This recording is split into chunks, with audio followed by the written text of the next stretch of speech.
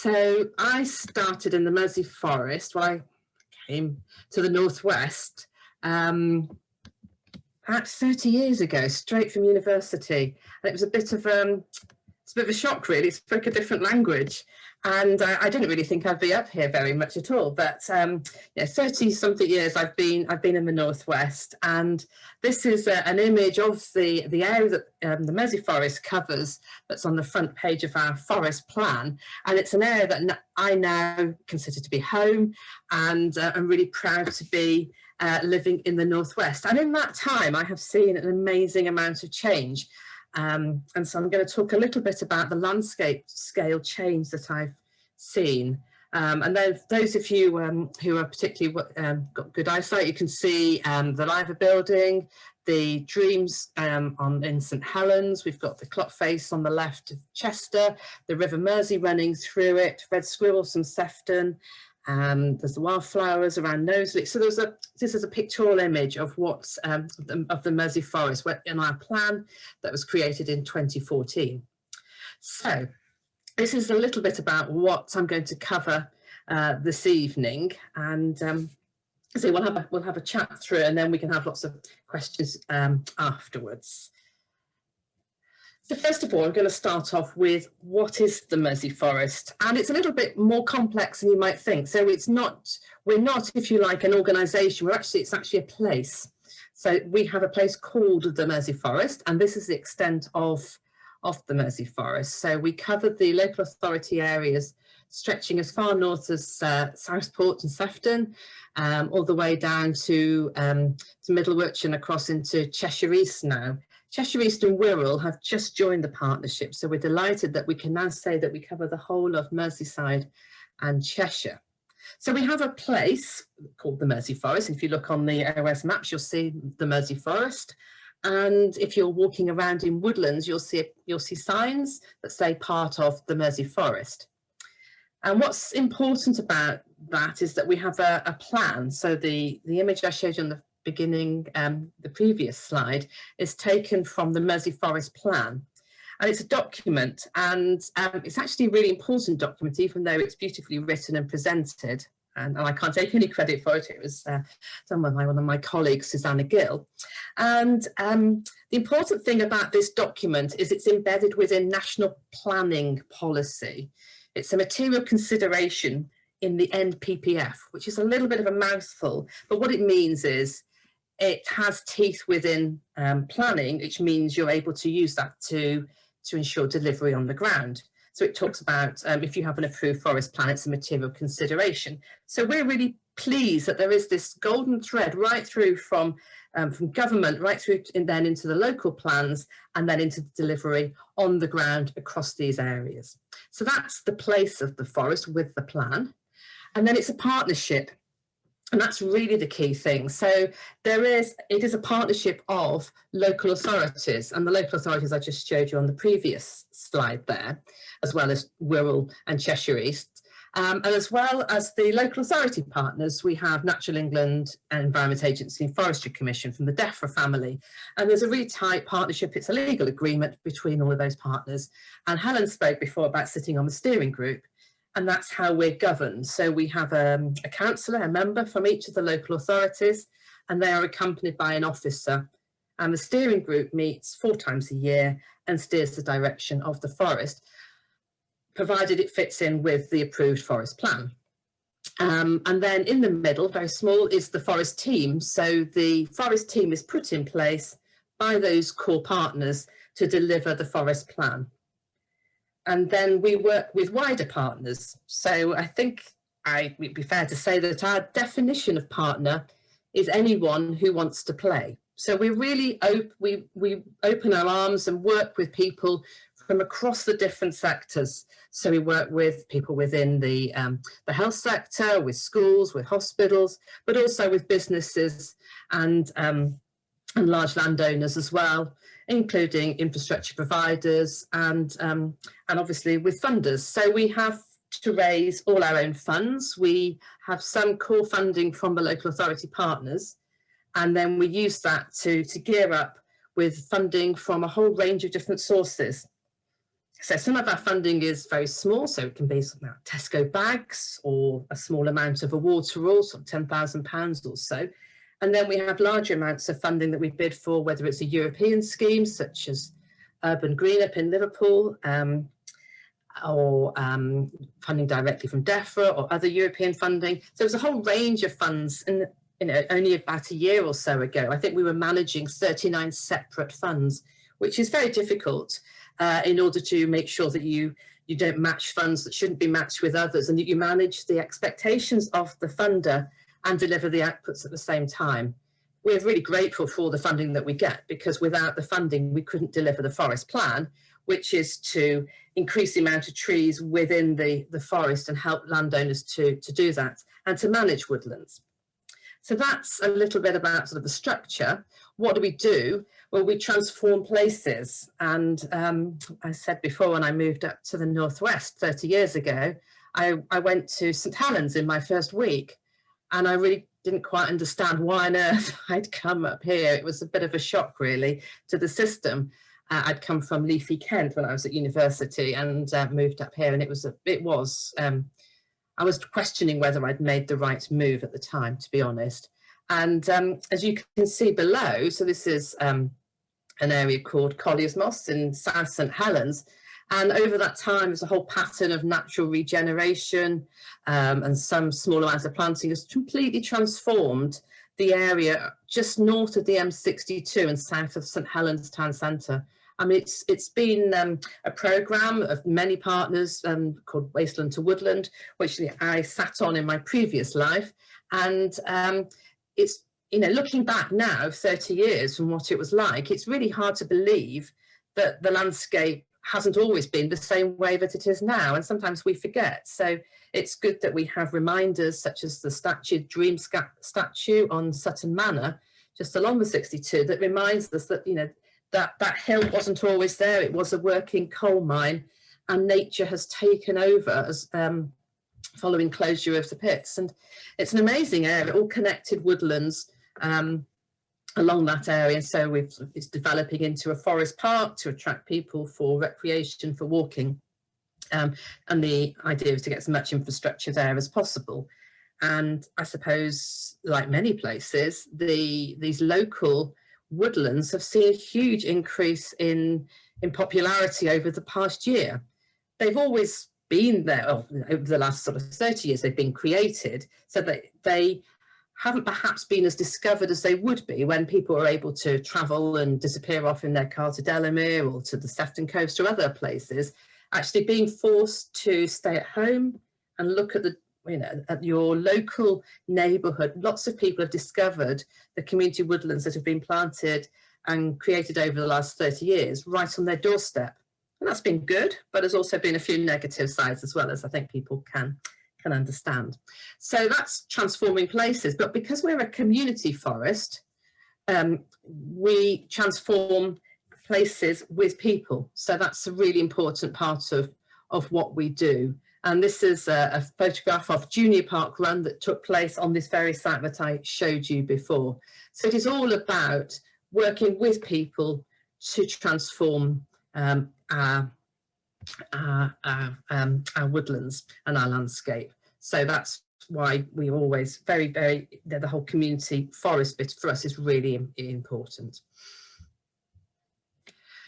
So we've been going for over 30 years, or nearly 30 years, I should say. And every year we count how many trees have been planted, how many woodlands have been managed, how much land's been transformed, and a whole load of other things, how many people have been involved with us, the type of trees. So we've got a huge amount of data, and I don't want to throw too much out at you. Many partners or people who've worked with us over the years will know that every April I send around a spreadsheet, and Helen will have been a recipient of this in the past, to ask how many trees have been planted, because it's not just about what the Mersey Forest as a team does. It's about the partnership, the wider partnership. So together, how have we transformed the landscape of the Northwest?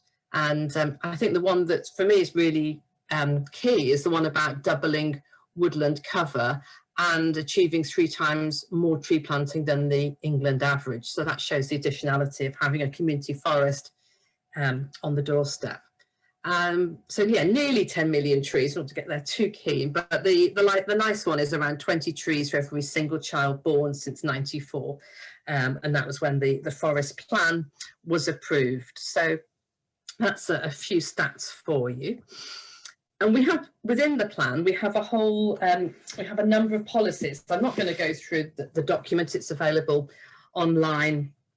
But I think it's important just to run through why we have a plan and how it's split up. So there are a number of policies, and we could have split it any which way, but we've come up with nine policies around economy and tourism, timber, wildlife and biodiversity, which is this one, climate change, flood management, access and recreation, health and well-being, natural play, learning, education, and then culture, heritage and landscape.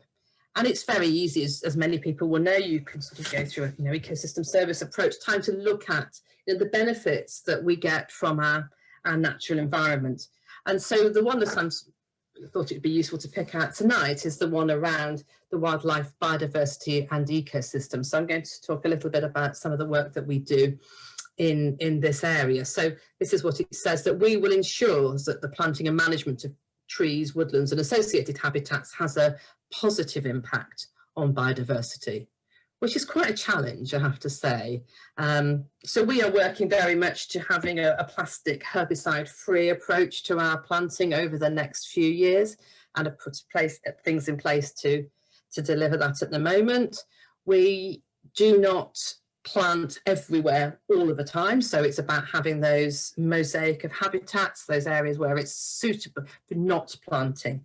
And so the spatial element of the forest plan is really clear about where planting is appropriate and where it's not appropriate as well. And I think one of the best examples of that is on the marshes at Frodsham. As you're driving along, you'll see where the wind turbines are there, and it very clearly states in the Cheshire West element of the forest plan, and that's section C22, that drained marshes, mudflats and salt marshes of Frodsham Marsh, the Lake Ince Marsh and D estuary, woodland planting is inappropriate, and we should safeguard the open nature of these designated areas.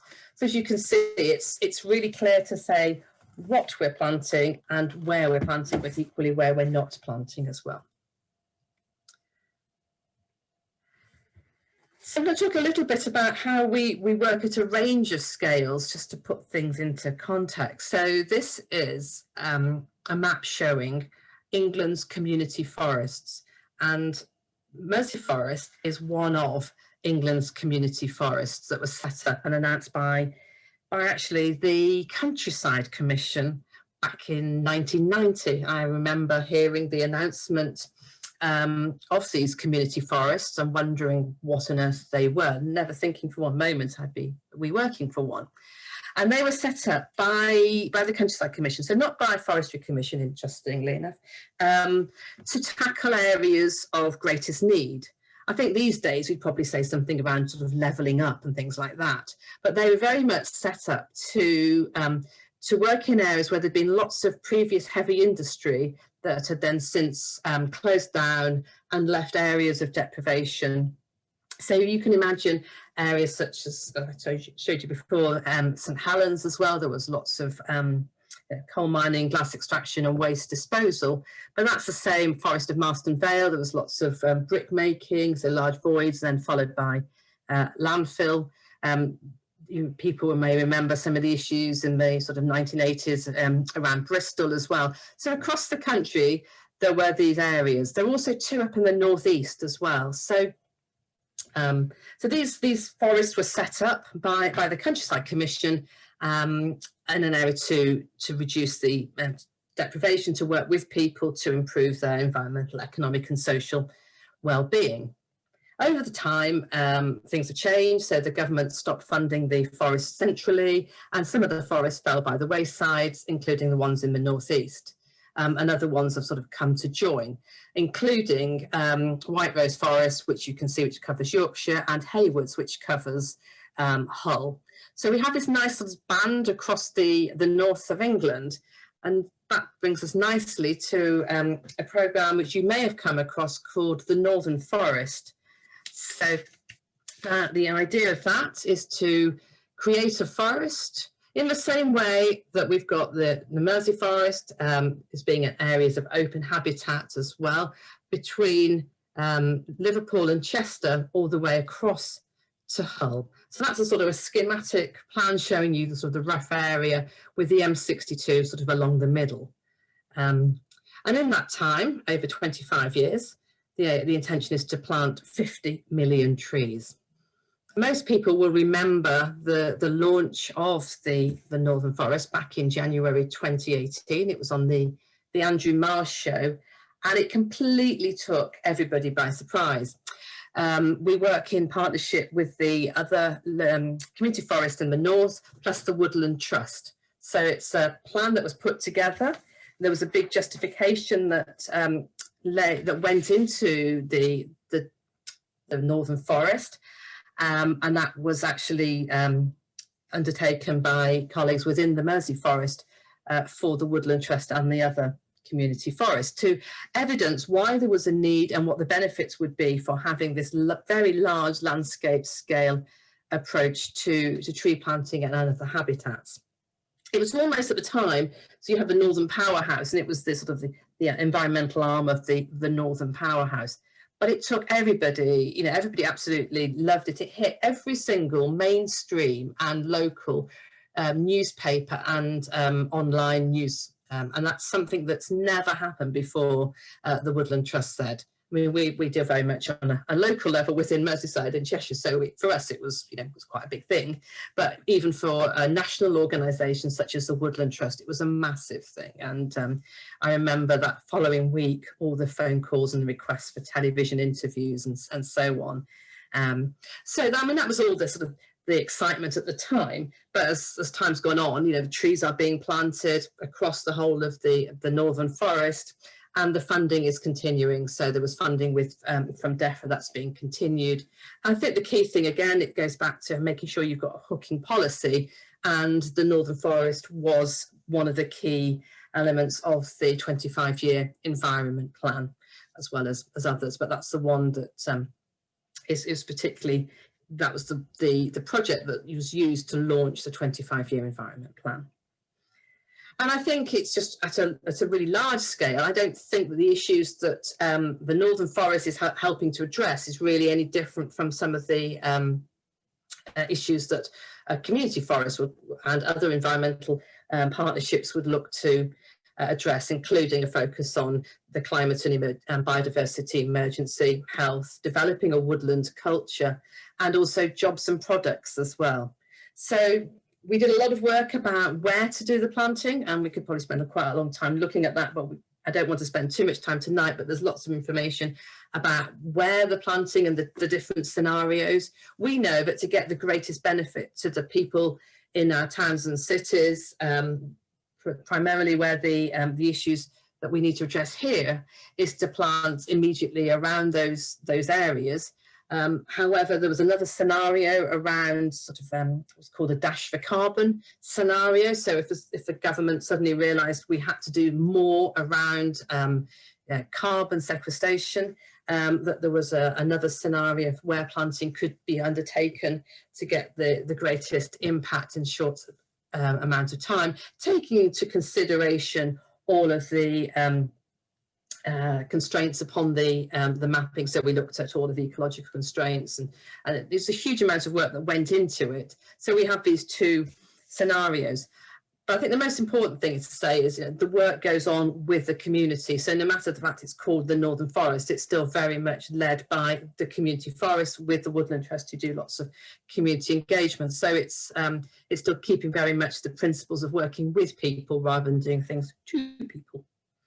So that's at a really large sort of landscape scale. And then I'm going to come on to a little bit more of a sort of a species level. But in the middle of that, we've been involved in lots of other sort of slightly smaller landscape scale projects within the Mersey Forest. So within Cheshire, we worked with partners to deliver the HLF funded Saltscape project, and that was really down from Frodsham down through Northwich and beyond, looking at the role of salt and the impact of salt and salt extraction and the consequences of that on the landscape and the biodiversity. And we led a small amount of work on looking at ancient semi-natural woodlands along the Weaver Valley, which was really, really interesting.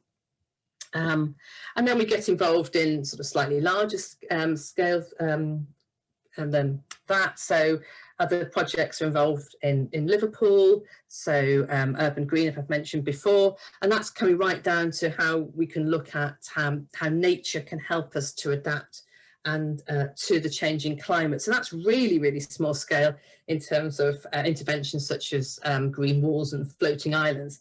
And in the middle of that, we've got a real important biodiversity, ecological, environmental monitoring programme that goes to support that work. So there was there's a year of baseline monitoring, and then we put the interventions in, and there was 2 years of post-intervention monitoring. So I was just chatting to Helen before about a colleague out on Monday night undertaking bat surveys around the centre of Liverpool. So we're working right in the very centre, in the heart of the city, as well, further out towards Otterspool and the Baltic as well. So bat detector, looking at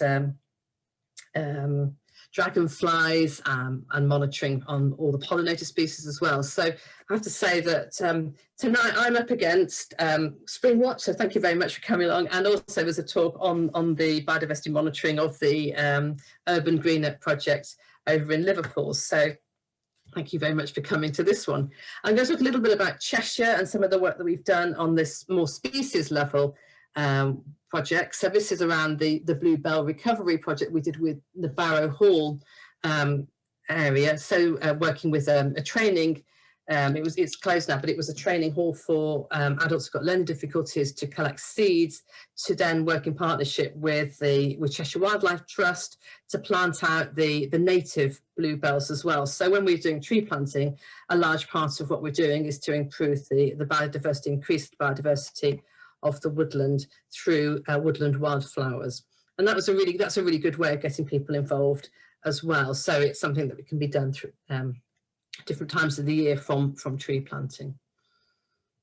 And then this was a nice one. This was done with Eric and colleagues at Record, Sarah Bird, who's since moved on. So that was looking at the Black Poplar project, and we had a small, in fact it's still there, a small Black Poplar nursery. We had some funding for this to monitor the black poplars across and to plant black poplars. So even now I know where the black poplars have been planted in Antwerp, and I walked past them.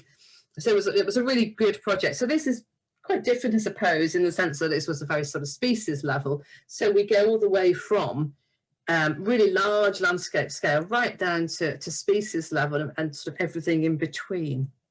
So you get a real diversity of partners and approach to where we're going. I just think now it's maybe just a good chance to say, many moons ago, about sort of 15 years ago, there was a lot of discussion around sort of the different languages that people were speaking, the different words that people were using, and it was, in some ways, it was quite a difficult time in order to ensure that the importance of our natural environment is fully recognised within policy. And I don't mean just environmental policy, I mean national policy. And I can think back sort of 20 years ago, having a discussion around the term green infrastructure with a professor at the University of Liverpool who's since moved on many moons ago. And he was very quite upset because the term green infrastructure had not long been around, and it had become embedded quite quickly within the regional spatial plan and also the regional economic plan. And I remember him pointing his finger at me and saying, "This is not new. We've been talking ecosystem services for 30 years. And he was getting really angry. And I think over that time, we've learned to use the words in an appropriate context. So rather than being really clinging to our choice of words around green infrastructure or natural capital or ecosystem services, I think people are a lot more relaxed, knowing that it's right, using the right terminology for the right audience. And I think, we wouldn't be in the situation where we are now, not least because of the climate and biodiversity emergency, where there is good policies, there are policies, I should say, within local authorities, within the planning system that can have an impact on what happens on the ground. I think it was, looking back now, it's a very, very different period. And I think it's been through this sort of the work around, linking the species level through to the landscape scale and showing the benefits that having a well-functioning landscape and environmental can deliver, has helped to move this on. So, but however, we still do have, a huge challenge ahead. We've got, as I keep saying, a climate and a biodiversity emergency, and so it's really important that we look to address this.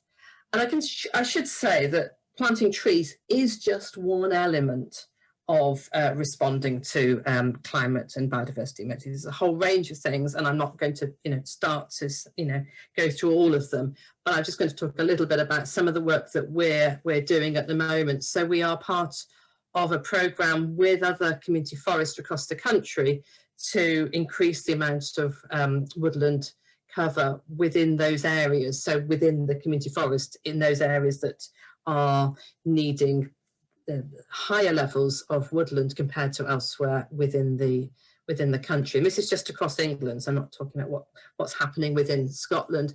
And as part of the programme that we're running called Trees for Climate, we have the opportunity and the expectation that will be 3 new community forests created as well in areas of need, and that's ongoing at the moment. So there will be announcements about 2 of them, I think, very soon. So we're delighted about that as well.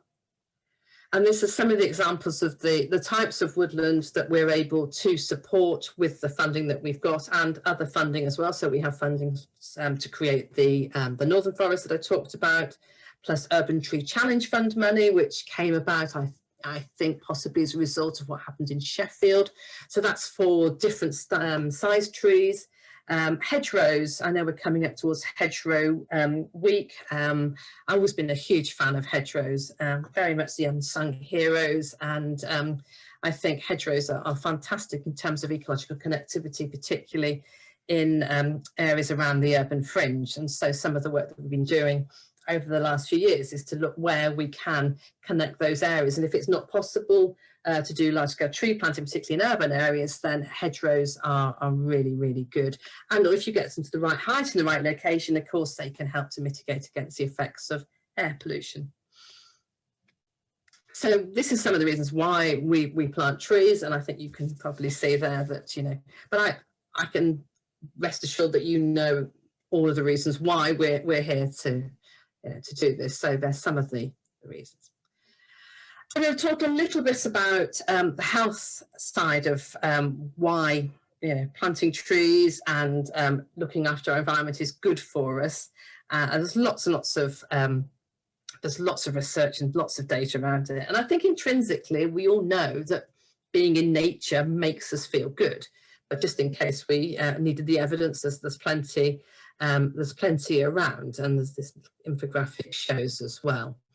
I've been involved in delivering the Natural Health Service, so creating the sort of the idea, and over the last 6 years or so, we've had more than 4,000 participants through the Natural Health Service. So this is about using the forest, the area that's been created, because we've got this large area now of much greater woodland, and using the nature that we've got to reduce health inequalities. And that's by running programs of between 8 to 12 weeks. If you can, it's a little bit simplistic to talk about a dose of nature because it's far more complex than that. But that's essentially what we do. We run programs of those time for about 12 to 15 people. And we're really targeting both areas of need in terms of geographical areas, but also groups of people, to where we can make the greatest difference. And you'll see on the screen there, we've got little the blue stars showing where the activities take place, and then the dots showing the postcodes of the participants. And I think it's fairly clear if you know the areas where sort of the greatest need is. In fact, some of the areas, so within places like Chester, which is always seemed to be a very, you know, from people from down south will think Chester and Cheshire, you know, housewives and things like that is a very affluent area. But even within Chester city itself, there are areas of deprivation. But also there are communities that are experience worse health outcomes than perhaps would be anticipated. So adults with learning difficulties, homeless, ex-veterans, veterans as well. So we work with across the different groups of people as well, no matter where they live. We offer 5 different products, and I say products because that's we're trying to do a little bit, you know, what the big pharma would do, what Glaxo would do, and we talk about horticultural therapy, mindful contact with nature, conservation. We work with TCV through Green Gym, Forest School, and walks. But I have to say, we would never promote or advertise or market the activities using those terms. So we would talk about gardening for all. And for health walks, we wouldn't talk about health walks because that sounds terribly patronising. So we're working with men in their 60s from the local job work zone. So they're too young to retire but not fit to work. And we've called that Walks with Your Camera. And that takes place in Northwich Woodlands. And that's been really good because the men haven't been thinking that they're going to go on a health walk at all. In fact, they feel they haven't even got to talk because what they're going to do is take a photograph. And when I talk about your camera, I mean just with their phone. And it's been a really great, that's been a really great scheme. And in fact, we've rolled that out to work with men who, with some funding from Champs, and that's for middle-aged men who are at very high risk or have attempted suicide, because we know that this way of working, so it's with people going along at their pace, sort of learning how to use the products, if you like, to help them to break down some of those barriers. So the health walks with the camera is about going out, taking a photograph, and then coming back to the work zone. And then they downloaded the photographs, and so the person from the job centre was very pleased because that was an employability skill. And then they sat around the table and we talked about the photograph. And obviously, as time went on, each week they walked a little bit further and they talked more about themselves. And the guy that runs it, Chris, is brilliant at getting them to talk about their feelings a bit more, but in a really steady way, so they didn't feel at all, you know, it was a very natural process. And I was really delighted because they joined in with a friends group and who were mounting a photography competition, and it was all judged by professional photographers, really high standard. And actually some of the guys that put their photographs in were highly commended. So that was a really sort of nice example, but there's lots of other examples of where people haven't finished the 12 weeks because they've got jobs or they've sort of turned their life around. And I feel very proud of how the program's developed. And it's all about working with partners. As I say, I don't have anybody on, there's nobody from Mersey Forest that runs it. It's all about working with local delivery partners. We don't helicopter people in. It's about working with communities. So this is within Cheshire, but there's schemes going on in Liverpool as well. And it's really important when you're working to get people from the right side of the city who speak the right language, that understand the participants. So this is some of the groups and the partners that we've worked with over the last couple of years.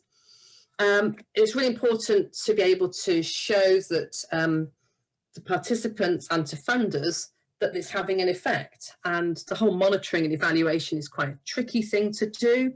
Try to do it as simply and as easy as possible.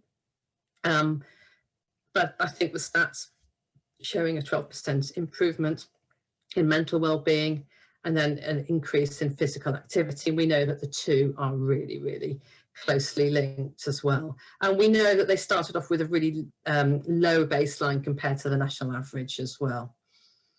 So that's the quantitative data. And then I really like the the quality of the impact in their own words. How does it make them feel? So for me, that's sort of why I get up in the morning, to make a difference to people's lives. And then just talk a little bit about some of the work that we're doing. I talked about having at the beginning about a personal connection with nature, and I think it's about how we roll that out to everyone. And I think it's clear really from the start. So I didn't join the Mersey Forest till about 2003-04, that the work had been going on since the start of the programme, particularly around school grounds and tree planting, and noticing how children's behaviour had changed. And it's great now to see some of the schools where we did the planting nearly 30 years ago. The trees are really quite substantial, and they've been then developed into forest school areas as well. Throughout all the work that we do, we have a really strong and good relationship with our academic partners. So particularly for the work with the education role, we work with Liverpool John Moores, as we do with some of the health work, but also with the University of Liverpool.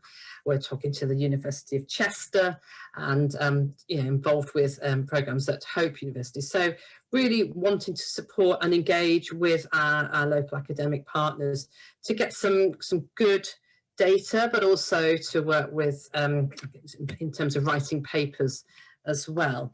It's important to do our programmes, but to evidence the work and the impact that we've made, and then to share that learning so that others can benefit from it as well. So this is some of the work that we've been doing around education work, but again linked in a little bit. I love this work. This is around forest school and activities. So this was a couple of years ago now, maybe a bit more than that. This is when teachers are saying, oh, we know that children need to be more active, but we can't do more PE days because we need to deliver the curriculum, but we'd love to help the children become more active. And this is when all that, there's quite a lot of fury about weighing children at start in year 6. And so by using, they were like little Fitbits, but they were called accelerometers, and the children wear them to measure the activity that they do. And we could show that children were as active on a forest school day as indeed they were on a PE day, which is really good, because they're actually still getting the curriculum being delivered on a forest school day. And at the moment, Liverpool John Moores have got a natural curriculum hub, and that every Friday they're doing training sessions with teachers at Risley Moss, showing them how they can deliver the curriculum through forest school. I think last week was maths, I believe this week's English. So that's about children being active, but I think the one that we really like the most, well, I really like the most actually, was it had most impact on children who were overweight and obese. And I sort of think you can understand that. So children who are overweight or obese are less likely to enjoy PE lessons, but actually when they're doing forest school, there's less pressure to be seen to be performing, and so actually they were far more active. So I really like this slide. Sort of can quite see how it can help everyone within the curriculum. So a lot of attention's being paid to primary school children doing forest school, but equally we did a lovely programme with Green Lane School and another school, Bluebell School in Knowsley, how forest school can really transform the learning of those who've got special needs as well. So that was a programme with colleagues from Belgium and Slovenia as well. And that's been taken on. So Green Lane School and the sixth form there do a lot of forest school, and particularly since the pandemic, so there's been lots of outdoor learning. So I'm just wrapping up now in terms of, so we can have some questions and I can have a little break. And so what can you do? So these are some of the, and I sort of think you're already well engaged with what's going on. I think what we'd really like is to know of any sites that could have trees planted, or advice for landowner support, because we've got a fantastic team through the funding that we've got for this Trees for Climate programme. We've able to employ 4 new woodland advisors actually for our team. So we've got people on the ground who are able to to advise landowners as to the best species, the best way of managing the woodlands, but also to make sure they're the right places for trees, to undertake all of those ecological surveys, ensure that there's no ground nesting birds, for example. That's sort of new guidance that's coming out at the moment that we've always been aware of, but make sure that they go through all the processes, the regulatory processes, but over and above that, so make sure that everything we do is in accordance with the forest plan. So that's some of the details. And then we have as many of you may have seen this before, so if you go onto the website, you can see where trees could be planted, where some management could take place. And a lot of people have gone on there and put their favourite tree on their favourite woodland. That's really interesting as well, because you can see some of the benefits of why people like trees. I think that's it. So thank you very much for listening. I think the takeaway message is that each of us still can do something.